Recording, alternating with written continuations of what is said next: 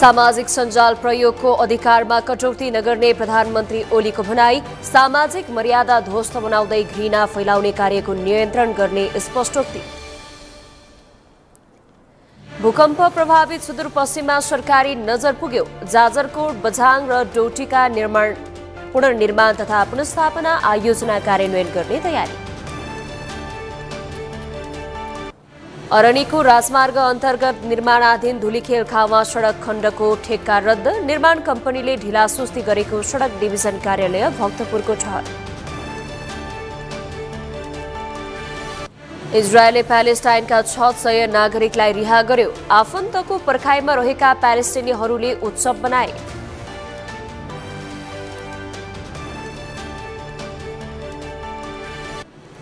र नेपाली राष्ट्रिय महिला फुटबल टोलीले एएफसी एसियन कप 2026 को छनौट अन्तर्गत मैत्रीपूर्ण खेल खेल्दै खेल आगामी अप्रिलमा हुने।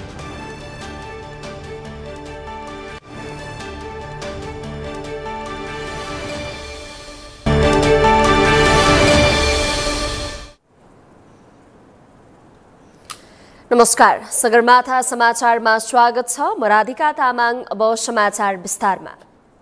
प्रधानमन्त्री केपी शर्मा ओलीले सरकारले सामाजिक सञ्जाल प्रयोगको अधिकारमा तलमाथि हुने गरी कुनै कानून नबनाउने स्पष्ट पार्नु भएको छ। बिहिबार काठमाडौँमा महान्यायाधिवक्ताको कार्यालयद्वारा आयोजित डिजिटल अपराध सम्बन्धी अन्तर्राष्ट्रिय सम्मेलनको उद्घाटन गर्दै प्रधानमन्त्री ओलीले सामाजिक मर्यादाहरू ध्वस्त बनाएर घृणाको राजनीति फैलाउने जस्ता कामको नियन्त्रण गर्ने भन्दै सामाजिक सञ्जाल प्रयोगको अधिकारमा भने तलमाथि हुने गरी कुनै कानून नबनाउने स्पष्ट पार्नु भएको हो। प्रधानमन्त्री ओलीले मानवीय सुख र समृद्धिका लागि डिजिटल प्रविधिको प्रयोग हुनुपर्ने भएकाले अधिकारको प्रयोगका नाममा समाजलाई विकृत बनाउने छाडातन्त्रलाई रोक्न आवश्यक कानून ल्याउन खोजिएको जिकिर गर्नुभयो। भन्ने कुरालाई ध्यानमा राखेर हामी सुधारका कामहरू र अलिक पछाडि हामीले भनेका छौँ केही संविधान पनि करिब हामीले 10 वर्ष हुन लाग्यो संविधान जारी गरेको, 9.5 वर्ष लगभग हुन लाग्यो। अब 6-8 महिनामा 10 वर्ष पुग्छ। 10 वर्षमा हामी एकपल्ट संविधानको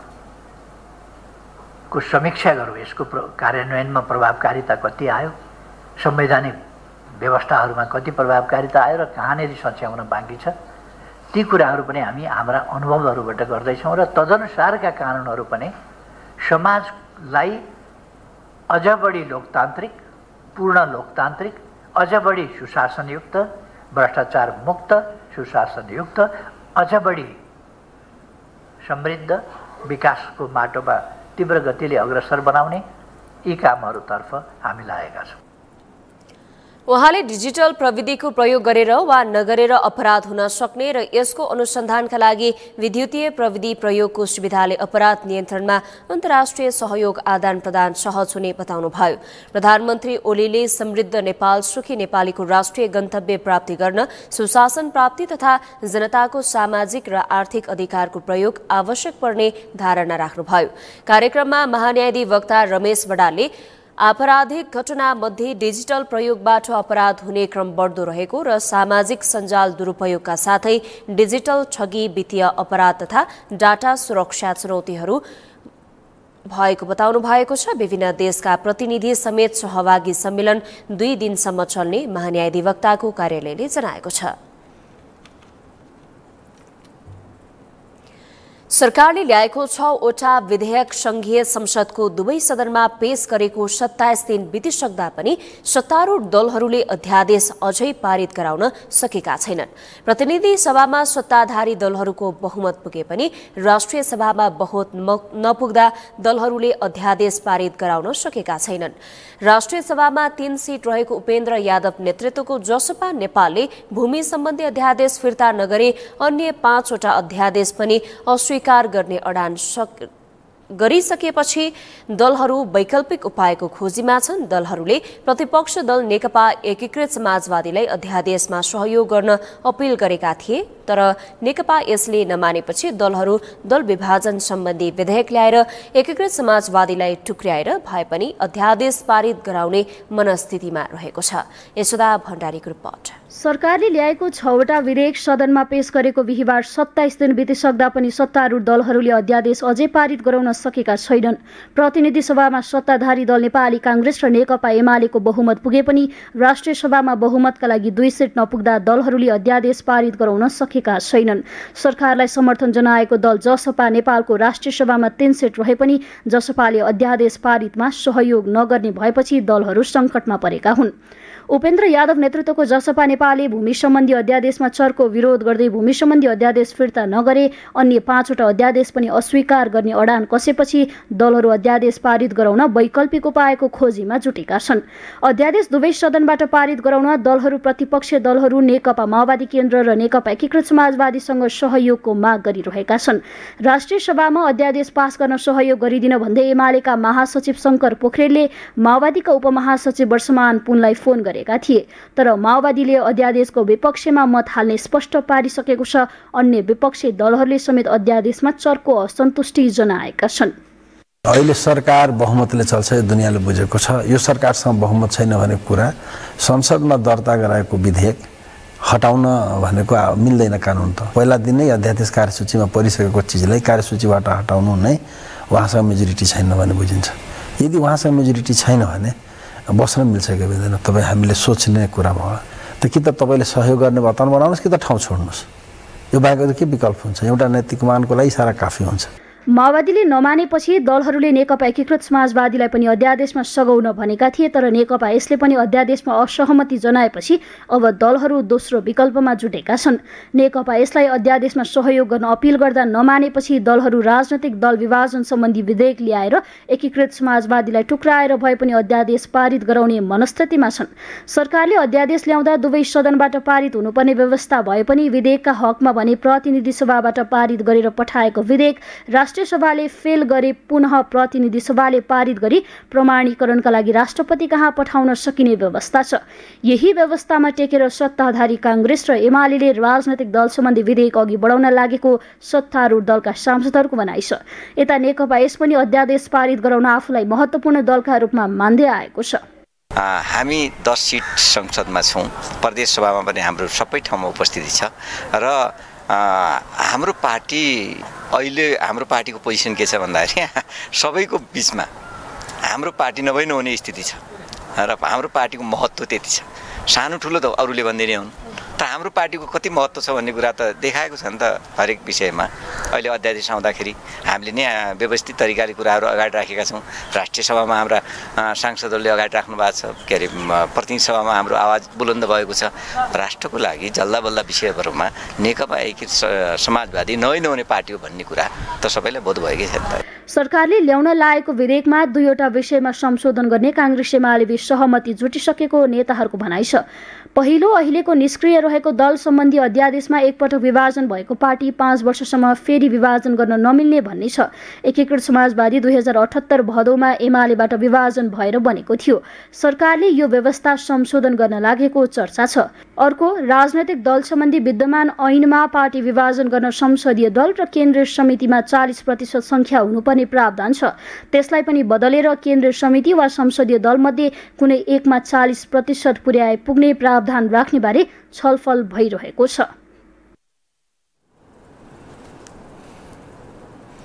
कर्णाली प्रदेशमा सत्तारूढ गठबन्धनभित्र विवाद चुलिँदै गएको छ। नेकपा एमाले नेतृत्वको सरकारमा सहभागी नेपाली कांग्रेसले सत्ता साझेदारको सन्तुलन खलबलिएको आरोप लगाएको छ। मुख्यमन्त्री एमलाल कडेलले सत्ता सञ्चालनका क्रममा कांग्रेसलाई पर्याप्त परामर्श नगरेको, निर्णय प्रक्रियामा सहभागी नगराएको तथा एकलौटी रूपमा सत्ता चलाएको भन्दै कांग्रेस असन्तुष्ट देखिएको छ। यदि मुख्यमन्त्रीले सत्ता सञ्चालनको शैली परिवर्तन नगरे कांग्रेस सरकारबाट बाहिर्न सक्ने चेतावनी दिएको छ। कांग्रेस बाहिरिएमा कर्णालीको सत्ता समीकरण फेरि परिवर्तन हुन सक्छ। यस्तो अवस्थामा एमाले अल्पमतमा पर्नेछ, जसले नयाँ सरकार गठनको ढोका खुल्न सक्छ। कांग्रेस बाहिरिएमा माओवादी केन्द्र नयाँ सत्ता समीकरणमा आउन सक्ने सम्भावना बढेको छ। यसो भएमा वर्तमान गठबन्धनमा प्रदेश कुन हुँदै केन्द्रमा समेत हलचल ल्याउनेछ। एकराज वास्तोलाको रिपोर्ट। कर्णाली प्रदेशमा सत्तारूढ दलहरूबीच देखिएको असमझदारीले सरकार अस्थिरतातर्फ जाने संकेत गरिरहेको छ। एमाले नेतृत्वको सरकारमा सहभागी नेपाली कांग्रेसले सरकार सञ्चालनमा आफूलाई बेवास्ता गरिएको आरोप लगाउँदै आएको छ। कांग्रेस संसदीय दलको आकस्मिक बैठकले मुख्यमन्त्री यमलाल कणेलको कार्यशैलीप्रति गम्भीर असन्तुष्टि व्यक्त गर्दै सुधारको चेतावनी दिएको छ। सत्ता साझेदारी भनेको केवल पद बाँडफाँडमा सीमित नहुनुपर्ने हो, तर कर्णालीमा भने सत्तारूढ दलहरूबीच विश्वासको सङ्कट देखिएको छ। दूधसँगै पानी मिसाएपछि पनि पानी छुट्टै देखिनु हुँदैन भने चाहिँ गठबन्धनमा बसेपछि आपसी समन्वय अनिवार्य हुन्छ, तर यहाँ सत्ता साझेदार दलहरूबीच संवाद नै टुट्न थालेको छ। कर्णालीमा अहिले देखिएको सत्ता सङ्कटको ज्वरो विगतका राजनैतिक घटनाक्रममा गाडिएको छ। 2080 माघमा केन्द्र सरकारको समीकरण फेरिएपछि प्रदेशहरूमा पनि सत्ता समीकरण फेरिन थाल्यो। त्यसै अनुसार कर्णालीमा माओवादी नेतृत्वको सरकार ढल्दै एमाले कांग्रेस गठबन्धनमा नयाँ सरकार बन्यो। एमालेका कणेल मुख्यमन्त्री बनेपछि कांग्रेस सरकारमा सामेल भए पनि त्यसपछि उसले प्रभावकारी भूमिका पाएको अनुभूति गर्न सकेको छैन।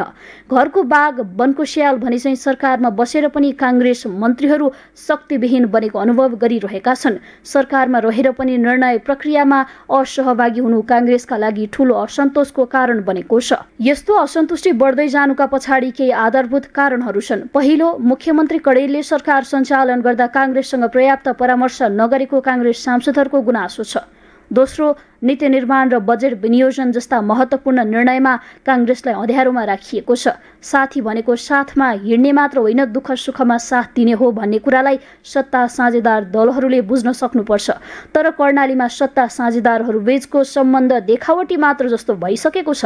कांग्रेस संसदीय दलको बैठकमा मन्त्रीहरू नै सरकारको निर्णयबारे जानकारी नपाएको गुनासो गरेका थिए। संसदीय दलका नेता जीवनबहादुर साईले मुख्यमन्त्रीको रवैया नसुध्रिए जुनसुकै बेला बाहिरिन सक्ने संकेत गरिसकेका छन्। यदि कांग्रेस सरकारबाट बाहिरियो भने एमाले एक्लै सरकार चलाउन सक्ने स्थितिमा छैन, जसले नयाँ सत्ता समीकरणको ढोका खोल्नेछ।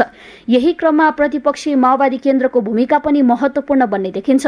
कांग्रेस सरकारबाट बाहिरिएमा माओवादी केन्द्रसँग मिलेर सरकार बनाउने सम्भावनालाई नकार्न सकिँदैन। हिउँले छोपेको घाम कहिलेसम्म लुक्छ र भने चाहिँ कांग्रेसको असन्तुष्टिले सत्ता समीकरणमा ठूलो हलचल ल्याउने निश्चित छ। एमालेका लागि सत्ता जोगाउनु चुनौतीपूर्ण हुनेछ भने कांग्रेसका लागि अबको निर्णयले उसको राजनैतिक भविष्य निर्धारण गर्नेछ। प्रदेश सरकार सञ्चालनको यो विवाद कर्णालीको मात्र समस्या होइन। सरकार सञ्चालन गर्दा सत्तारूढ दलहरूबीच समन्वय नहुनु सामान्य जस्तै भइसकेको छ। यसअघि पनि विभिन्न प्रदेश सरकारहरूमा यस्तै असमझदारी देखिएको थियो। गठबन्धनको सरकारमा दैलोबाट भित्रिन नपाउँदै झ्यालबाट निस्कने चलन रहेको यसअघिको घटनाक्रम कर्णालीमा पनि दोहोरिने सम्भावना देखिन्छ। यदि मुख्यमन्त्री कणेलले सत्ता साझेदारलाई विश्वासमा लिएर सरकार चलाउन सकेनन् भने उनको नेतृत्व धरापमा पर्न सक्छ। नयाँ गोरुले न जोत न उखेल भने चाहिँ संघीयता कार्यान्वयनमा देखिएको कमजोरीकै कारण अहिले प्रदेश सरकारहरू कमजोर भएका छन्। प्रदेश सरकारमा नीति निर्माण, विकास परियोजना, बजेट व्यवस्थापन जस्ता कुरामा दलहरूबीच न्यूनतम सहमति हुनुपर्ने हो, तर कर्णालीमा उल्टो अवस्था देखिएको छ। सत्ता साझेदार बीचको असमझदारीको असर केवल सरकारमा सीमित रहने छैन, यसले समग्र विकास योजनालाई समेत प्रभावित पार्नेछ। घरभित्र झगडा हुँदा बाहिरका मान्छेले फाइदा उठाउँछन् भने चाहिँ सत्ता साझेदारहरूबीचको विवादले थप जटिलता निम्त्याउन सक्छ भन्ने विकासका दृष्टिले पछि परेको प्रदेशमा सरकार अस्थिर हुनु भनेको यहाँको विकासलाई एक कदम पछाडि धकेल्नु पनि हो। यस राजनैतिक घटनाक्रमले कर्णालीको सत्ता समीकरणलाई नयाँ मोड दिने निश्चित छ। कांग्रेसको चेतावनीपछि मुख्यमन्त्री कणेलले सत्ता साझेदारको असन्तुष्टि सम्बोधन गर्ने कि सत्ता समीकरण फेरिने रणनीतिको दोबाटोमा छ। वर्षायामको नदी जस्तो बग्ने नेपाली राजनीतिका कारण कर्णालीमा स्थिर सरकारको सम्भावना कम देखिन्छ। कर्णालीमा देखिएको विवाद समाधान नभएमा निकट भविष्यमा सरकार पुनर्गठन वा नयाँ सत्ता समीकरण बन्ने सम्भावना प्रबल रहेको छ। यदि गठबन्धनको असमझदारी यथावत रह्यो भने यसले कर्णाली मात्र होइन समग्र प्रदेश सरकारको भविष्यको बारेमा प्रश्न उठ्ने निश्चित छ। सगरमाथा टेलिभिजनका लागि एकराज वास्तुलाको रिपोर्ट। सुदूरपश्चिम प्रदेशमा नेकपा माओवादी केन्द्रभित्रको विवाद चर्किँदै गएको छ। संसदीय दलको नेताको विषयलाई लिएर उत्पन्न विवादलाई समाधान गर्न माओवादी हेडक्वार्टर पेरिस डाँडा असफल देखिएको छ। पार्टी अध्यक्ष पुष्पकमल दाहालले मान बहादुर धामीलाई हटाएर खगराज भट्टलाई संसदीय दलको नेता बनाउन निर्देशन दिए पनि त्यो कार्यान्वयन नहुँदा माओवादीभित्रको विवाद उत्कर्षमा पुगेको हो। अमृत ठेकालको रिपोर्ट। सुदूरपश्चिम प्रदेशमा माओवादी केन्द्रभित्रको विवादले चरम रूप लिएको छ। पार्टी अध्यक्ष पुष्पकमल दाहालले मानबहादुर धामीलाई हटाएर खगराज भट्टलाई संसदीय दलको नेता बनाउन निर्देशन दिए पनि त्यो कार्यान्वयन नहुँदा माओवादीभित्रको विवाद उत्कर्षमा पुगेको हो। आफ्नो निर्देशन समेत प्रदेशका सांसदहरूले नमानेपछि तराईबाट एकाएक बुधबार काठमाडौँ आएर दाहालले सुदूरपश्चिमका प्रदेशसभा सदस्यहरूसँग छलफल गरेका थिए। बुधबारको छलफलमा पुष्पकमल दाहालले भट्टलाई नै दलको नेता बनाउने निर्णयमा अडिग रहन निर्देशन दिएका थिए। 2 सातापछि आफू सुदूरपश्चिम आउने भन्दै त्यो बेलासम्म प्रदेश संसदीय दलको विवाद मिलाउन निर्देशन दिएका थिए। तर यो निर्णयले माओवादीभित्रको गुटबन्दीलाई छताछुल्ला बनाइदिएको छ। चुनावका ताका जनार्दन शर्मा निकट रहेका भट्टलाई मुख्यमन्त्री बनाउने आश्वासनसहित पुष्पकमल दाहालले उनलाई प्रदेशमा चुनाव लडाएका थिए। चुनावपछि भट्टलाई दलको नेता पनि बनाइएको थियो। तर पछि उनलाई हटाएर धामीले दलको नेता बनाइएपछि यसको प्रभाव केन्द्रसम्म आएको छ। उपमहासचिव जनार्दन शर्मा निकट रहेका भट्टलाई दलको नेतामा फर्काउने अध्यक्ष दाहालको कुनै चाहना थिएन। तर गत महिना माओवादी निकट अखिल क्रान्तिकारीको निर्वाचनमा जनार्दन शर्माले हेडक्वार्टरलाई धक्का दिएपछि पुष्पकमल दाहाल शक्ति सन्तुलन गर्नुपर्ने निष्कर्षमा पुगेका हुन्। विद्यार्थीहरूको चुनावपछि जनार्दन शर्माले पार्टीभित्र लोकतान्त्रिक विधि बसाल्नुपर्ने अडान राख्दै आएका छन्। पार्टीभित्रको विधि स्थापित गर्ने कुरा हो, नयाँ पुस्तामा नेतृत्व ल्याउने कुरा हो र त्यो कुरा स्थापित भएको छ। माओवादी पार्टीभित्र अब विद्यार्थीमा नयाँ पुस्तामा गएको छ, नयाँ पुस्तामा नेतृत्व निर्माण भएको छ र विधि स्थापित भएको छ। कार्यकर्ताले चाहेको मान्छेलाई नेता बनाउने एउटा अवसर प्राप्त गरेको छ। त्यस कारणले यो टक्कर दिने यो आन्तरिक एउटा पार्टीभित्रको आन्तरिक लोकतन्त्रको कुरा हो। पार्टीभित्र आन्तरिक लोकतन्त्र स्थापित गर्ने कुरा एउटा नीतिगत रूपले व्यावहारिक रूपले माओवादीले अब सुरुवात गरेको छ, स्थापित गरेको छ। यो त हाम्रै हो नि, त्यो सबै कसलाई टक्कर दिने? अहिले जो विजय हुनुभएको छ ती सबै हाम्रा भाइ बहिनीहरू हो, सङ्गठनको नेतृत्व गर्नुहुन्छ र उहाँहरूलाई हामीले पार्टीको एउटा नीति निर्देशन अनुसार हामी अगाडि बढ्नको लागि मद्दत गर्छौँ। त्यस कारणले यो टक्कर सक्करको कुरा होइन, यो विधि प्रणाली स्थापित गर्ने नयाँ पुस्तामा नेतृत्व ल्याउने एउटा प्रक्रिया चाहिँ हो। जनार्दन शर्मालाई साइजमा राख्न खगराज भट्टलाई दलको नेताबाट हटाउने मात्र होइन, पुष्पकमल दाहालले आफ्नी बुहारी बिना मगरलाई प्रदेशको सह इन्चार्ज समेत बनाएका थिए, जसले गर्दा पार्टीभित्रको विवादलाई थप मलजल गर्दै आएको छ। यो विवादले पेरिस डाँडाले पटक पटक मिलाउने प्रयास गरे पनि सफल हुन सकेको छैन। पार्टीभित्र गुटबन्दी चुलिँदै गएको भन्दै माओवादीकै कतिपय नेताहरूले चिन्ता देखाएका छन्। यदि यो विवाद समाधान हुन नसक्ने हो भने यसले माओवादीको साख थप कमजोर बनाउने बुझाइ उनीहरूको छ। आगामी निर्वाचनमा पार्टीलाई पहिलो शक्तिका रूपमा स्थापित गर्न खोजेको माओवादीलाई सुदूरपश्चिमको विवाद मिलाउन नसके धक्का लाग्ने आकलन पार्टीभित्र छ। यति बेला माओवादीले सुदूरपश्चिमको विवाद मिलाउन प्रमुख चुनौती देखिएको छ। सुदूरपश्चिमको विवादले पार्टीभित्रको गुटबन्दीलाई थप उजागर गरेको छ भने अब भावी दिनमा यो समस्या कसरी समाधान हुन्छ वा झनै बल्झिन्छ त्यो भने हेर्न बाँकी छ। जाजरकोट, बझाङ र डोटीमा पुनर्निर्माण तथा पुनर्स्थापना आयोजना कार्यान्वयन इकाइ स्थापना हुने भएको छ। बिहिबार सिंहदरबारमा बसेको विपद जोखिम न्यूनीकरण तथा व्यवस्थापन कार्यकारी समितिको बैठकले भूकम्पपछिको क्षति आंकलन, पुनर्निर्माण र पुनर्स्थापना गर्न पुनर्निर्माण तथा पुनर्स्थापना आयोजना कार्यान्वयन इकाइ स्थापना गर्ने निर्णय गरेको हो। आगामी फागुन 23 गते बझाङ, 24 गते अछाम र 25 गते जाजरकोट पुगेर पुनर्निर्माण तथा पुनर्स्थापना आयोजना कार्यान्वयन इकाइको कार्यालय उद्घाटन गर्ने तयारी गरिएको छ। गृहमन्त्री रमेश लेखकको भूकम्पपछिको पुनर्निर्माण एवं पुनर्स्थापनाका लागि जाजरकोट, डोटी र बझाङमा पुनर्निर्माण तथा पुनर्स्थापना आयोजना कार्यान्वयन इकाइको कार्यालय उद्घाटन गर्ने तयारी गरिएको जानकारी दिनुभयो। बितेको 6 महिनामा क्षति आंकलन र निजी घरहरूको पुनर्निर्माण एवं पुनर्स्थापना गर्नका लागि आवश्यक मापदण्ड बनाउने, नियमावली बनाउने र बजेट व्यवस्थापनको कार्य भएको उहाँले बताउनुभयो।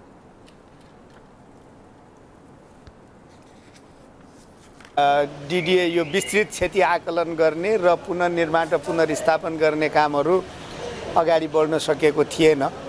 यता यो 6 महिना यता हामीले विस्तृत क्षति आकलन गर्नका लागि निजी घरहरूको पुनर्निर्माण र पुनर्स्थापन गर्नका लागि आवश्यक मापदण्डहरू नियमावलीहरूको व्यवस्था गर्नका साथसाथै बजेटको पनि व्यवस्थापन भएको छ। गृह मन्त्रालयले जाजरकोट र बझाङ केन्द्रबिन्दु भएर गएको भूकम्पपछिको पुनर्निर्माणलाई प्रभावकारी रूपमा अघि बढाउने गरी कार्ययोजना ल्याएको छ। जाजरकोटमा गत 2080 कार्तिक, बझाङमा 2080 असोज र डोटीमा 2079 कार्तिकमा केन्द्रबिन्दु भएर भूकम्प गएको थियो। राष्ट्रिय मुक्ति पार्टी नेपालका अध्यक्ष राजेन्द्र महतोले बहुल राष्ट्रिय चरित्रको देश बनाउन आन्दोलन र संघर्ष गर्ने बताउनु भएको छ। हालै सम्पन्न पार्टीको केन्द्रीय कार्य समिति बैठकका निर्णय सार्वजनिक गर्न बिहिबार काठमाडौँमा पत्रकार सम्मेलन गर्दै अध्यक्ष महतोले देशका शासकहरूलाई एकल नस्लीय चरित्र देखा परेको भन्दै बहुल राष्ट्रिय चरित्रको देश बनाउन आन्दोलन र संघर्ष गर्ने बताउनु भएको हो।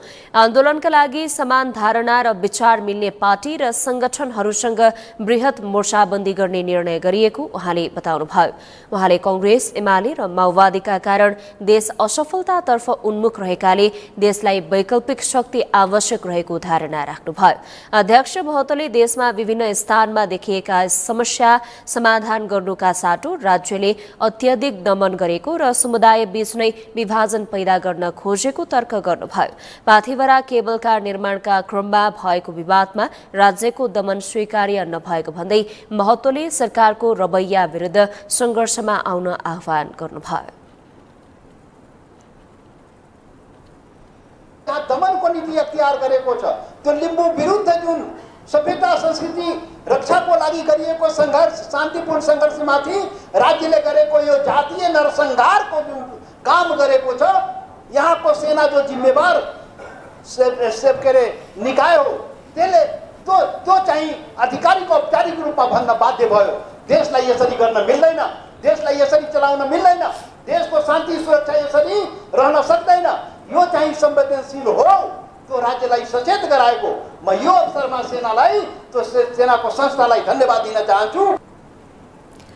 बैठकले पार्टीका सबै केन्द्रीय सदस्यहरूलाई 15 दिनभित्र सम्पत्ति विवरण भरी केन्द्रीय कार्यालयमा बुझाउन निर्देशन दिएको छ भने चैत 1 गतेदेखि वैशाख 15 गतेसम्म संगठन विस्तार अभियान सञ्चालन गर्ने निर्णय भएको अध्यक्ष महतोले बताउनुभयो। रवि लामिछानेको गुमनाम अवस्थाले राष्ट्रिय स्वतन्त्र पार्टी रासपा संकटमा परेको छ। रविको पुरानो रौनक हराउँदै जाँदा पार्टीभित्र नेतृत्वबारे तीन धार देखा परेको छ। जिल्ला अदालतहरूले लामिछानेलाई धरौटीमा छोडे पनि उनको कानूनी लडाई थप पेचिलो बन्दै गएको छ। स्वतन्त्र पार्टीका सांसदहरूले रवि लामिछानेको निलम्बन गरिएको सांसद पदलाई फुकुवा गर्न माग गरिरहेका बेला सत्तारूढ दलका सांसदहरू आक्रामक रूपमा प्रस्तुत भएका छन्। यी यावत कारणले स्वतन्त्र पार्टीको भविष्य अन्योलमा परेको छ। अमृत ढकालको रिपोर्ट। रवि लामिछाने जसले चुनाव अघि र निर्वाचनपछि देशभर तरङ्ग ल्याएका थिए, उनी आज कानुनी प्रक्रियामा अल्झिँदा राष्ट्रिय स्वतन्त्र पार्टीको गति सुस्त देखिएको छ। चुनावका ताका चर्को नाराहरू दिने, जनतासँग प्रत्यक्ष संवाद गर्ने रवि लामिछाने आज ओजेलमा छन्। सहकारीको रकम दुरुपयोग गरेको अभियोगमा रवि लामिछाने कानुनी कठघरामा उभिएपछि प्रश्न उठेको छ, उनको रौनकता कसले लुट्यो? स्वतन्त्र पार्टीका नेता कार्यकर्ताका साथै उनका समर्थकहरूले रवि लामिछानेको लोकप्रियतादेखि तर्सित प्रमुख राजनीतिक दलहरूले नै षड्यन्त्र गरेर फसाएका हुन्। अझ भन्नुपर्दा मिसन 84 अभियान चलाइरहेका प्रधानमन्त्री समेत रहेका नेकपा एमालेका अध्यक्ष केपी शर्मा ओली र काठमाडौँ क्षेत्र नम्बर 4बाट मिसन प्रधानमन्त्रीको अभियान चलाइरहेका नेपाली कांग्रेसका महामन्त्री गगन थापाले षड्यन्त्र गरेर नै रवि लामिछानेलाई फसाइएको हो। स्वतन्त्र पार्टीका नेता कार्यकर्ताहरूका अनुसार रवि लामिछानेलाई संसदको बाँकी 3 वर्ष काम गर्न दिने हो भने केपी ओली र गगन थापाको सपनामा धक्का लाग्ने भएपछि आफ्ना सभापतिलाई फसाइएको हो। हाम्रो दलको नेताको 5 जिल्लामा अनुसन्धान सकिएर प्रतिवेदन बुझाउने बेला भएकै के थियो? यता नेपाली कांग्रेसका महामन्त्रीज्यूले न्यायालयका प्रमुखलाई हाम्रा दायी हुन्, हामीले जय नेपाल भन्ने गर्थ्यौँ भन्ने जस्ता तर्क गर्दा जनतामाझ न्यायालयको साख गिराउने कार्य गर्दा अदालतलाई प्रभाव पार्न नखोजिएको होला त? सभामुख महोदय, आफूहरूले भने बमोजिम सरकारी वकिलले मुद्दा लगेन भन्दै रातारात उसको सरुवा गरेर न्यायालयलाई प्रभावित गर्न खोजेको होइन। दुई तिहाईको सरकारले जे गर्दा पनि हुने भएको छ। यहाँ अन्यायको हद पार गरिसकेकाको अगाडि हामीले अन्याय भयो भनेर पनि बोल्नै नपाइने हो र सभामुख महोदय। भ्रष्टाचारीहरूको पकडमा रहेको कार्यपालिकाले राज्य शक्तिको चरम दुरुपयोग गर्दै यो पुस्ताको राजनीतिमा भएको उपस्थितिलाई निस्तेज पार्न गरी रचिएका षड्यन्त्र र राजनीतिक प्रतिशोधपूर्ण व्यवहारको हिस्सेदार के यो व्यवस्थापिका पनि भएको हो र होइन भने कुनै पनि अनिष्ट हुनुभन्दा अगाडि नै सङ्घीय सांसद सचिवालयले लिएको गलत कदमलाई सच्याउँदै सार्वभौम सदनको गरिमालाई बचाउन रासपा सभापतिमाथि भएको त्रुटिपूर्ण निलम्बन प्रक्रियालाई सच्याउँदै प्रतिनिधि सभा नियमावली 2079 को रक्षा गर्नका लागि सम्माननीय सभामुखज्यूले यथाशक्य चाँडो आवश्यक कदम चाल्नुहुन्छ भन्ने आशा लिएको छु। रवि लामिछाने कास्की, काठमाडौँ, रूपन्देही र चितवन जिल्लाबाट अदालतमा धरोटीमा रिहा भए पनि उनको समस्या रोकिएको छैन। जिल्ला अदालतबाट रिहा भएका लामिछानेले अझै उच्च अदालत हुँदै सर्वोच्च अदालतको सामना गर्नुपर्ने बाध्यता छ। रवि लामिछानेको कानुनी प्रक्रिया जटिल बन्दै जाँदा स्वतन्त्र पार्टीका सांसदहरू रुष्ट बनेका छन्। स्वतन्त्र पार्टीका सांसदहरूले यो मुद्दा टुङ्गो लाग्ने बेलासम्म संसदको बाँकी कार्यकाल समेत सकिने भन्दै रवि लामिछाने थुनामुक्त भएको अवस्थामा उनको निलम्बन सांसद पद फुवा गरिदिन सभामुखलाई आग्रह गर्दै आएका छन्। राजनीतिक प्रतिशोध साँधेर रवि लामिछानेको सांसद पदलाई निलम्बनमा राखिरहन नहुने दाबी उनीहरूको छ। स्वतन्त्र पार्टीका सांसदहरूले रविको निलम्बन हटाउन दबाब दिइरहे पनि सभामुखले त्यसबारे कुनै चासो देखाएका छैनन्। बरु सभामुखलाई बल पुग्ने गरी सत्तारूढ दलका सांसदहरूले रवि लामिछानेका विरुद्धमा निरन्तर प्रस्तुत भइरहेका छन्। प्रतिशोध भयो भन्नुहुन्छ, प्रतिशोध भयो भन्ने हो भने दुईटा नागरिकता बोकेर हिँडे अहिले पनि कारबाही भएको छैन। एउटा देशको नागरिकता छोड्या प्रमाण पेश गरे खोइ चाहिएन कुरा। कानुनको दायराबाट कोही पनि माथि हुँदैन नि, यो न त्यो कुरा त ख्याल गरिदिनु पर्यो। प्रतिशोध भन्ने त कहाँ हुन्छ? हुँदै नभएको कुरामा, गर्दै नगरेको अभियोगमा, चुक्दै नचुकेको विषयमा सत्ताको दम्बले, सत्ताको बलले, दुरुपयोगले कसैमाथि पूर्वाग्रहपूर्ण कारबाही गराइन्छ भने त्यसलाई प्रतिशोध भनिन्छ। डेफिनेसन बुझोस्। होइन भने जनताले उठाएको ठगी भएको विषयमा सुशासनकै निम्ति यो लिएर आउँदाखेरि सधैँ त्यही कुरा भन्नुहुन्छ। कसरी भयो त्यो? ल ल्याउनु नि, त्यो ल्याउनु, त्यो नागरिकता अर्को देशको छोडेको प्रमाण ल्याउनु नि त। रवि लामिछानेको यो राजनीतिक र कानुनी लडाईँ कहाँसम्म पुग्छ त्यो भविष्यले नै देखाउनेछ। तर रवि लामिछाने नहुँदा संसदको चौथो ठुलो दल राष्ट्रिय स्वतन्त्र पार्टी गुमनाम जस्तै छ। रवि लामिछानेको अभावमा खड्किएको स्वतन्त्र पार्टी चलायमान हुन नसकेको छैन। बरु रवि लामिछानेको राजनीतिक भविष्य अन्यलमा परेका बेला अब पार्टीको नेतृत्व कसले लिने भन्नेमा तीन समूहबीच चर्को गुटबन्दी सुरु भएको छ। कार्यवाहक सभापति डीपी अर्यालले संस्थापन पक्षको नेतृत्व गरेका छन् भने उपसभापति स्वर्णिम वाग्लेले पूर्व काङ्ग्रेसीहरूका साथै संसदीय दलका नेता विराज भक्त श्रेष्ठले पूर्व विवेकशील साझा पार्टीको नेतृत्व गरिरहेका छन्। सगरमाथा समाचारमा अब पालो विश्रामपछि अरनीको राजमार्ग अन्तर्गत निर्माणाधीन धुलीखेल खावा सडक खण्डको ठेक्का रद्द। निर्माण कम्पनीले ढिला सुस्ती गरेको सडक डिभिजन कार्यालय भक्तपुरको ठहर। इजरायलले प्यालेस्टाइनका 600 नागरिकलाई रिहा गर्यो। आफन्तको पर्खाइमा रहेका प्यालेस्टाइनीहरूले उत्सव मनाए।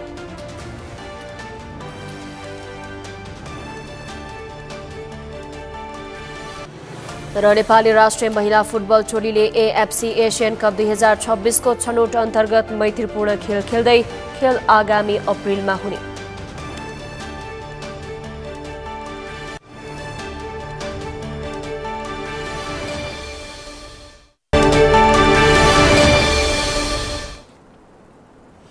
विश्रामपछि सगरमाथा समाचारमा स्वागत छ। अब बाँकी समाचार। अरनीको राजमार्ग अन्तर्गत काभ्रे पलाञ्चोक स्थित निर्माणाधीन धुलीखेल खावा सडक खण्डको ठेक्का रद्द गरिएको छ। सडक डिभिजन कार्यालय भक्तपुरले सार्वजनिक सूचना मार्फत विस्तारको क्रममा रहेको 4 किलोमिटर दूरीको सडकको ठेक्का रद्द भएको जानकारी दिएको हो।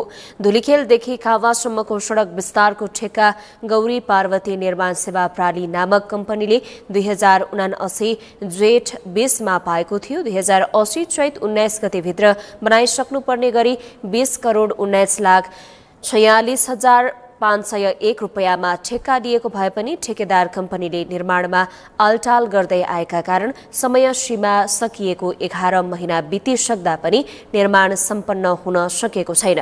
पछिल्लो वर्षदेखि उक्त सडक खण्डको निर्माणको काम ठप्प नै भएपछि सडक डिभिजन कार्यालय भक्तपुरले ठेक्का रद्द गरेको हो। अब प्रक्रिया पुर्याएर पुनः 1-2 हप्तामै नयाँ ठेक्का खोल्ने कार्यालयले जनाएको छ। उक्त सडक खण्डको वित्तीय प्रगति 25% रहेको छ।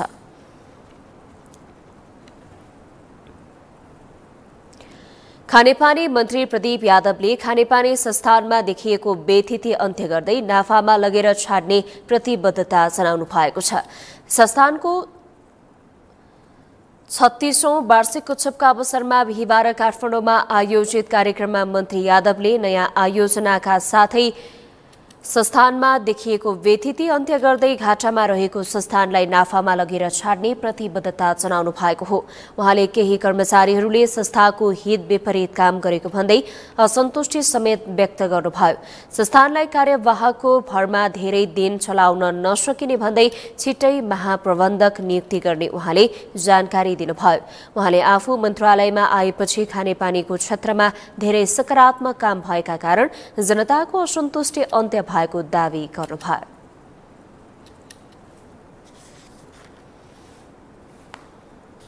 अध्यक्षजीको पनि चैत मासाङसम्म अवधि सकिरहेको छ, सदस्यहरूको पनि केही सकिरहेको छ। अब नयाँ अध्यक्ष सदस्य पनि तपाईँहरू चाँडो पाउनुहुन्छ। प्रक्रिया हाम्रो अब भोलि पर्सिबाट नै सुरु भइरहेको छ। त्यो पनि प्रक्रिया, यो पनि म जानकारी गराउन चाहन्छु। समयमा पाउनुहुन्छ। तपाईँहरू खाली रहन दिँदैन, मन्त्रालय खाली रहन दिँदैन। त्यसमा प्रक्रियाहरू हामी भोलि पर्सिदेखि नै सुरु गर्छौँ। यो कुराले तपाईँले अवगत गराएँ मैले, किनकि मेरो कार्यकालमा लटर पटर चटर पटर काम चल्दैन। मन्त्री यादवले जनतालाई हितमा राखेर काम गर्न कर्मचारीहरूलाई निर्देशन दिनुभयो। कार्यक्रममा संस्थानका केही कर्मचारीहरूलाई सम्मान गरिएको थियो।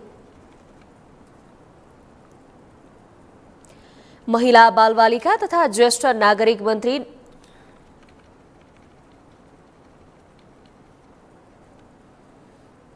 लोकसेवा आयोगका अध्यक्ष माधव प्रसाद रेग्मीले सरकारले मागेको कर्मचारी व्यवस्थापन गर्न आयोग समक्ष रहेको बताउनु भएको छ। सिंहदरबारमा बिहिबार बसेको संघीयता सबलीकरण तथा राष्ट्रिय सरोकार समितिमा अध्यक्ष रेग्मीले देशभर नै सरकारलाई आवश्यक परेको कर्मचारी व्यवस्थापन गर्न आयोग सक्षम रहेको बताउनु भएको हो। उहाँले सरकारले माग गरेको कर्मचारीलाई पूर्ति गर्ने काम आयोगले गरिरहेको भन्दै आयोगले आफू खुसी कर्मचारी माग्ने काम नगरेको स्पष्ट पार्नुभयो। रेग्मीले आयोगका आफ्नै सिद्धान्त रहेकाले माया दयाका आधारमा काम गर्न नसक्ने धारणा राख्नुभयो। केन्द्रमा लोकसेवा आयोग हुँदाहुँदै प्रदेशमा लोकसेवा स्थापना गर्नुपर्ने कारणबारे पुनर्विचार गर्नुपर्ने उहाँको भनाइ छ। उहाँले प्रदेश लोकसेवा आयोगले अस्थायी करार जालादारी रूपमा कर्मचारी नियुक्ति गर्न नसक्ने उल्लेख गर्नुभयो। अध्यक्ष रेग्मीले देशैभर एउटै निकायले कर्मचारी व्यवस्थापन गर्न सके एकै खालको सुशासन कायम हुने र त्यही अनुसार कामको गुणस्तर हुने जिकिर गर्नुभयो। सिद्धान्त मैले पनि जाहेर गरेर गीताजीले पनि लोकसेवा आयोगको मूल सिद्धान्तमा राखिसक्नु भएको छ। मूल रूपमा यी विषय छन्। तल जाने कुरा चाहिँ लोकसेवा आयोग धेरै तल जान सक्दैन। लोकसेवा आयोगको आफ्नो म्यान्डेट अनुसार पनि तलले मागेको, नेपाल सरकारले मागेको पदमा मागेको खालको कर्मचारी, जुन कर्मचारी फेरि हामी आफू खुसी पठाउने होइन। लोकसेवा आयोगको वार्षिक प्रतिवेदनमाथिको छलफलका क्रममा समितिका सदस्यहरूले समावेशी सिद्धान्तका आधारमा भर्ना छनौट विधिप्रति जिज्ञासा राखेका थिए। पुस्तौंदेखि बिटौरी र ब्लक जग्गामा बसोबास गर्दै आएका राजविराज नगरपालिकाका बासिन्दाहरू विभिन्न 7 बुँदे माग राख्दै संघर्षमा उत्रेका छन्।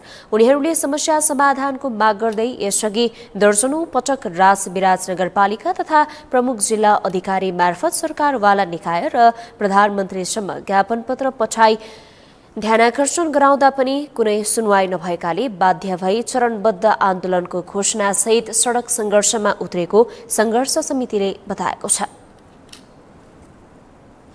लाल पुर्जा जा रहल छै, जे बिचौलिया के बीच में डील कर रहल छै ओकरा लाल पुर्जा जा रहल छै, जे बिटोरी संबंधी जेकर बाप दादा के इतिहास नहीं छै, जेकर पहुंच नहीं छै, वो व्यक्ति सब आज बिटोरी रसीद के नेतृत्व करते रहे। ओहि द्वारे हम जानकारी देवे चाहे छी वो बिचौलिया सबके कि सप्तरी में राज विराज में जन्मल जे ठाम के युवा सब छै, जे राजा के निरंकुशशाही व्यवस्था के ध्वस्त कर लगे, एठम के स्थानीय सरकार के एठम के अभी के प्रशासन से ओकर ताकत न छै कि मन सके जे दृढ़ संकल्प लाके ई जे बुदाला का गाड़ी बढ़ल छै ओकरा ध्वस्त कर देते। ओहि द्वारे हम कहे चाहे छी संघर्ष समितिले नगरको करिब 68 बिघा क्षेत्रफलमा बिरौटी तथा ब्लक जग्गामा पुस्तौदेखि बसोबास गर्दै आएका करिब 5200 परिवार अहिलेसम्म लाल पूर्जा पाउन नसकेको भन्दै अविलम्ब लाल पूर्जा उपलब्ध गराउनुपर्ने माग उठाएको छ। मगर समुदायले 43औं स्थापना दिवस मनाएका छन्। मगरात सभ्यताको दस्तावेजीकरण गर्दै लखन सांस्कृतिक संग्रहालय बनाऊ सांगठनिक उत्सवको रूपमा मगर संघको 43औं स्थापना दिवस मनाऊ भन्ने मूल नाराका साथ तनहुँ लगायतका जिल्लाका मगर समुदायले बिहिबार स्थापना दिवस मनाएका हुन्। 2039 साल फागुन 15 गते तनहुँको दमौलीमा पहिलो पटक स्थापना भएको दिनलाई मगर संघले स्थापना दिवसको रूपमा मनाउँदै आएका छन्। प्रथम महाधिवेशन भएको 42 वर्ष पूरा भएर 43औं वर्षमा प्रवेश गरेको अवसरमा तनहुँका मगर समुदायले आफ्नो जातीय पहिचान झल्कने वेशभूषामा सजिएर दमौलीमा सांस्कृतिक र्याली प्रदर्शन गरेका थिए। फागुन 15 मा संघीय सरकारबाट नै सार्वजनिक विदा लखन थापालाई राष्ट्रिय विभूति, मगर समुदायको भाषा संस्कृति संरक्षणमा उचित बजेट र ILO 169 लगायत अन्तर्राष्ट्रिय सन्धि सम्झौताको पूर्ण पालना गर्नुपर्ने माग तनहुँका मगर समुदायले गर्दै आएका छन्। महाशिवरात्रिको अवसरमा पशुपतिनाथ मन्दिर परिसरमा बिहिबार पनि स्वदेशी तथा विदेशी बाबाहरूसँगै विभिन्न साधु सन्तहरू देखिएका थिए। बिहिबार पनि बाबाहरू नाच्ने, गाउने लगायत विभिन्न कला, चर्ती कला देखाउँदै भक्तजनहरू दक्षिणा माग्ने दृश्य सामान्य बने। अझ नागा बाबाहरू त कतिपयका लागि पशुपतिनाथ क्षेत्रको मुख्य आकर्षण नै बन्न पुगेका थिए। अनि गाँजा नियन्त्रणका लागि जति नै कडाई गरिए पनि गाँजाको प्रयोग भने देखिए नै रह्यो। गोरख राउतको रिपोर्ट।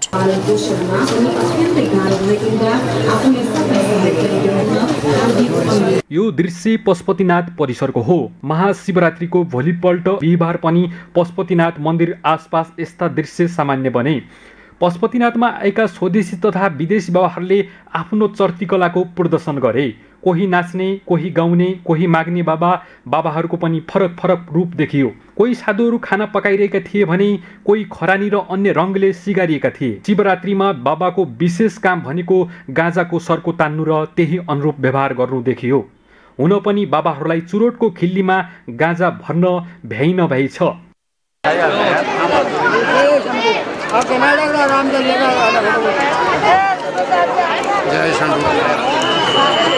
पशुपतिनाथ मन्दिरको मुख्य आकर्षक मानिने साधु सन्तहरू भक्तजनहरूको आगमनले निकै उत्साहित देखिन्थे। नागा बाबा एवं अन्य साधु सन्तहरू बिहिबार पनि फरक फरक भेषमा बसिरहेका थिए। विशेष गरी शिवरात्रिकै लागि नेपालका विभिन्न ठाउँ र भारत लगायत तेस्रो मुलुकबाट आएका साधु सन्तहरू फरक फरक चर्तीकला प्रदर्शनले परिचित हुने गरेका छन्। एकातिर बाबाहरू मजाले गाँजा तानेको देखिन्थे भने अर्कोतर्फ फरक फरक तरिकाले दक्षिणा मागिरहेका थिए। भक्तजनसँग दक्षिणा माग्ने शैली भने फरक फरक थियो। कतिपयले मयूरको प्वाखले टाउकोमा सुमसुमाउँदै दक्षिणा मागिरहेका थिए भने कतिपयले शङ्का बजाएर भक्तजनसँग दक्षिणा मागिरहेका थिए। भारतवर्ष एकाध 12 ज्योतिर्लिंग सबसे श्रेष्ठ ज्योतिर्लिंग भगवान पशुपति। क्यों? भगवान को चरण है केदार और सिर है पशुपतिनाथ धाम। इसलिए जो भक्त आता है, जो प्रार्थना के लिए आता है, भगवान पशुपतिनाथ का आएगा वो प्रार्थना हो जाएगा साधन भजन। इसलिए सकल भगत कल्याण के लिए पशुपति क्षेत्रमा कतिपय बाबाहरू गाँजाले लट्ठ भएर सुतिरहेका थिए। गाँजा तान्ने युवा र साधु सन्तले प्रतिबन्धित गाँजाको खुल्लम खुल्ला कारोबार गरेको भन्दै केही श्रद्धालुहरूले यसको उचित व्यवस्थापन हुन आवश्यक रहेको सुझाएका छन्।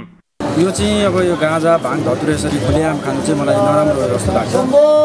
धर्मको नाममा संस्कारको नाममा होइन त्यसरी अब कानुनले वर्जित गरेको कुराहरू भगवानको प्रसादको रूपमा अब थोरै खाँदाखेरि केही भएन, तर यसरी होहल्ला गर्ने खुलेआम बेचेर त्यो गर्नु चाहिँ नराम्रो कुरा जस्तो लाग्छ। अब बाबाहरूको चाहिँ व्यवस्थापन अलिक कमै भएको हो कि जस्तो नि लागिरहेको छ। अब जुन ठाउँमा कन्ट्रोल गरेर एक ठाउँमा लिमिट राख्नु पर्ने थियो त्यस्तो छैन होइन। खुलेआम बेचबिखानमा चाहिँ अब गाँजा भाङ धतुरोहरू बेचबिखानमा अलिकति व्यवस्थापन नभएको जस्तो लाग्छ। अब बेचबिखान भए पनि यो शिवरात्रिको दिन बेच्न पाउने भए पनि त्यसको चाहिँ कस्तो हुनु पर्थ्यो भने एउटा सर्टेन एरिया, यो ठाउँमा चाहिँ यो भाङ धतुरो खाएर बस्न हुने रमाइलो गर्ने भन्ने किसिमको एउटा एरिया तोक्नुपर्ने। तर अरू चाहिँ ट्राफिक व्यवस्थापनमा चाहिँ ठिकै थियो, राम्रै नै थियो त्यसमा। पशुपति क्षेत्र विकास कोषले यस वर्ष 5000 को हाराहारीमा साधु सन्त आउने आकलन गरे पनि 3000 साधु सन्त मात्र पशुपति दर्शनका लागि आएका छन्। उनीहरूलाई शुक्रबार विधिवत परम्परा अनुसार बिदाई गरिने कोषले जनाएको छ। कोषका अनुसार शुक्रबार बिदाई गरिसकेपछि कतिपय साधु सन्तहरू आफ्नो आश्रममा फर्कन्छन् भने कतिपय केही दिन यतै बसेर जान्छन्। बिदाईका क्रममा नागा बाबाहरूलाई 8000 सम्म भेटी तोकिएको छ भने अन्य बाबाको स्तर अनुसारको भेटी दिएर बिदाई गरिने पशुपति क्षेत्र विकास कोषले जनाएको छ। सगरमाथा टेलिभिजनका लागि क्यामेरामा सज्जन जबगाईका साथमा गोरख राउत, काठमाडौँ। सधैँ जस्तै यस वर्षको महाशिवरात्रि पर्वमा पनि काठमाडौँको पशुपतिनाथमा दर्शनार्थी लक्षित व्यवस्थापन गरिएको थियो। पशुपति क्षेत्र विकास कोषले दर्शनार्थीलाई सहज हुने गरी दर्शनको व्यवस्थापन गरेको जनाएको थियो। यसै सन्दर्भमा पशुपति दर्शन गरेर फर्केकाहरूलाई सोधेका थियौं, यस वर्षको महाशिवरात्रि पर्वमा पशुपतिनाथको व्यवस्थापन तपाईलाई कस्तो लाग्यो? हेरौं उनीहरूको भनाई उनीहरूकै शैलीमा।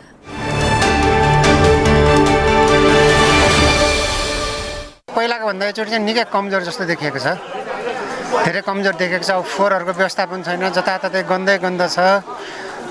मान्छे चाहिँ धेरै कमै हो पहिलाको भन्दा अहिले, तर व्यवस्थापन चाहिँ निकै कमजोरी देखेको छ। यो फोहोरको हिसाबले यसपालिको झकिझका फुलहरू चाहिँ कमै हो फोहोर चाहिँ। अघिल्लो वर्ष भन्दा पनि यसपटकको सजावट र व्यवस्थापन हामीलाई समग्र रूपमा राम्रै लाग्यो होइन। अब धेरै मानिसहरू आउने जाने के अरे क्रमले गर्दा अलिअलि भिडभाड त हुन्छ, तर भिडभाड भए पनि अब समग्र रूपमा हामीले सहजै दर्शन गर्न पायौँ। तर आज पनि यहाँको व्यवस्थापन हेर्दा हामीलाई राम्रै नै लागिरहेछ। यसपालिको व्यवस्था राम्रै छ, पहिलाको पनि त्यो बेलामा पनि राम्रो थियो, अहिले पनि राम्रो छ। अझ योभन्दा भविष्यमा अझै राम्रो हुनेछ। यसपाला चाहिँ सदाभन्दा अलिक झिलिमिली बढी पारेको रहेछ, रङरोगनहरू राम्रो पारेको छ सबै पहिला पोहोर साल परार सालभन्दा यसपाला अलि सुविधा पनि छ भन्दै थिए।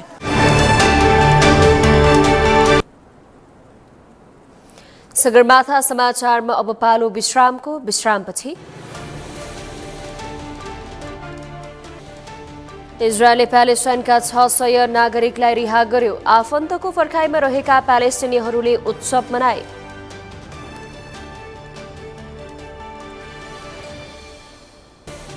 र नेपाली राष्ट्रिय महिला फुटबल टोलीले एएफसी एसियन कप 2026 को छनौट अन्तर्गत मैत्रीपूर्ण खेल खेल्दै खेल आगामी अप्रिलमा हुने।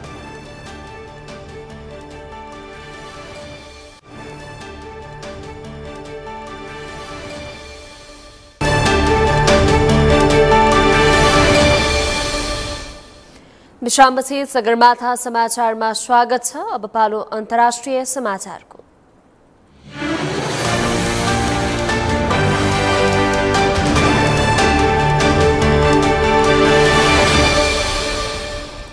हमासले 4 जना बन्दकको शव फिर्ता गरेपछि इजरायलले प्यालेस्टाइनका 600 नागरिकलाई रिहा गरेको छ। 4 बन्दकको शव इजरायल फिर्ता पठाएपछि इजरायलले 600 प्यालेस्टाइनी कैदी छाडेको हो। वेस्ट ब्याङ्कबाट मुक्त गरिएका प्यालेस्टाइनी कैदीहरूको तस्बिर सार्वजनिक भएको छ। ती तस्बिरमा इजरायलको जेलबाट निस्किएका आफन्तलाई फर्किएका हजारौं प्यालेस्टिनीहरू उत्सव मनाउँदै गरेको अवस्थामा देखिएका छन्। ती प्यालेस्टिनी नागरिकहरूलाई इजरायलले कुन अपराधमा कति वर्षका लागि जेलमा राखेको थियो भन्ने खुल्न सकेको छैन। 600 जना रिहा गर्ने भनिए पनि अहिलेसम्म कतिलाई जेलबाट छाडियो भन्ने खुलेको छैन। तर अहिले प्यालेस्टिनमा उत्सवको अवस्था बनेको छ। इजरायलले रिहा गरेको कैदीहरूलाई वेस्ट ब्याङ्कको रामाल्लाह कल्चरल प्यालेसमा लगेको थियो, जहाँ प्यालेस्टिनीहरूको ठूलो समूह उनीहरूको प्रतीक्षामा थियो।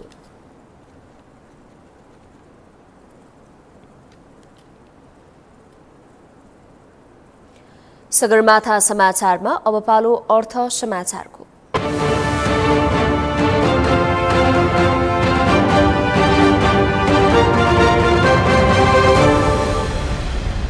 महोत्तरीको बर्दिवासमा पर्यटकीय सम्भावनाहरूको खोजी हुन थालेको छ। होटल हब र शैक्षिक हबको रूपमा विकास हुँदै गएको बर्दिवासमा करोडौं लगानी गरेर सञ्चालनमा रहेका ठूला होटलदेखि साना होटलहरू सञ्चालनमा कठिनाई सिर्जना भइरहेको भए पनि पर्यटन प्रवर्धन तथा पर्यटन विकासको विकल्प खोजी हुन थालेको बताइएको छ। बर्दिया नगरपालिकाले पर्यटन प्रवर्धन र विकासका लागि सुरु गरेको प्रयास र कामहरूले स्थानीय तथा व्यवसायीहरूलाई उत्साहित भएका छन् भने मध्य प्रदेशको पर्यटकीय सम्भावनालाई टेवा पुर्याएको छ। मध्य प्रदेशकै मध्यबिन्दु र पुरातात्विक र सांस्कृतिक हिसाबले महत्त्वपूर्ण मानिएको बर्दिवासमा दीर्घकालीन पर्यटन प्रवर्धन गर्न भन्दै पर्यटकीय क्षेत्रहरूले पहिचान खोजी सुरु गरेको हो।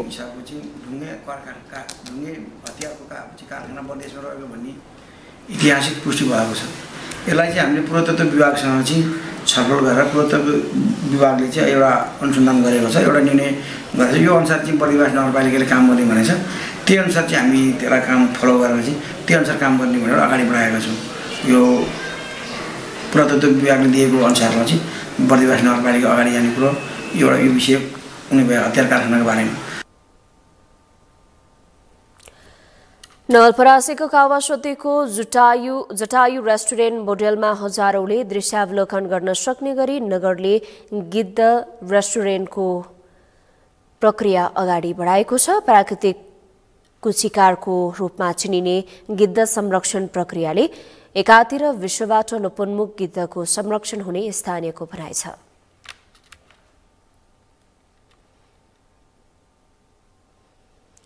सगरमाथा समाचारमा अब पालो खेल समाचारको।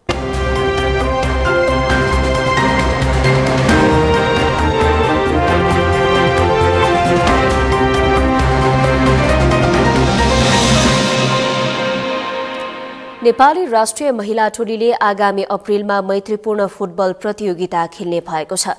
इन्टरनेशनल वुमेन्स च्याम्पियनशिपको फाइनलमा बुधबार म्यानमारसँग 2-0 गोल अन्तरले पराजित भएको नेपालले अबको 3 महिनामा एएफसी एसियन कप 2026 को छनौट खेल्दैछ। त्यसको तयारी स्वरूप नेपाली राष्ट्रिय महिला टोलीले मैत्रीपूर्ण फुटबल खेल्ने मुख्य प्रशिक्षक राजेन्द्र तामाङले जानकारी दिनुभयो।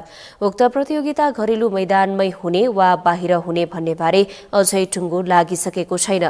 एसियाकै प्रतिष्ठित महिला फुटबल प्रतियोगिता एएफसी एसियन कप 2026 को छनौट जुन 23 देखि जुलाई 5 सम्म हुने तय भएको छ। एएफसीका अनुसार छनौटका खेलहरू अन्तर्राष्ट्रिय विन्डोमा हुनेछ। नेपालले एएफसी एसियन छनौटकै लागि फेब्रुअरीको विन्डोमा किर्गिस्तान, म्यानमार र लेबनानलाई घरेलु मैदानमा बोलाएर प्रतियोगिता खेलेको हो। सगरमाथा समाचारको अन्त्यमा मुख्य समाचार पुनः एकपटक।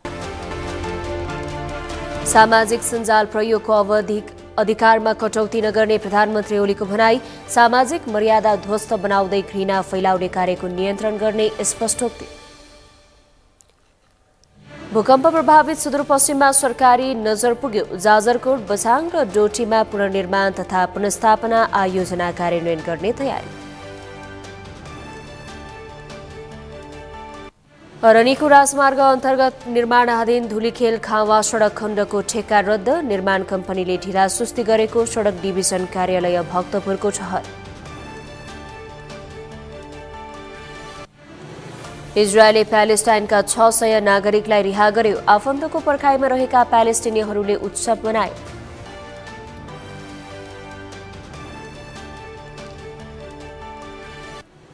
र नेपाली राष्ट्रिय महिला फुटबल टोलीले एएफसी एसियन कप 2026 को छनौट अन्तर्गत मैत्रीपूर्ण खेल खेल्दै खेल आगामी अप्रिलमा हुने।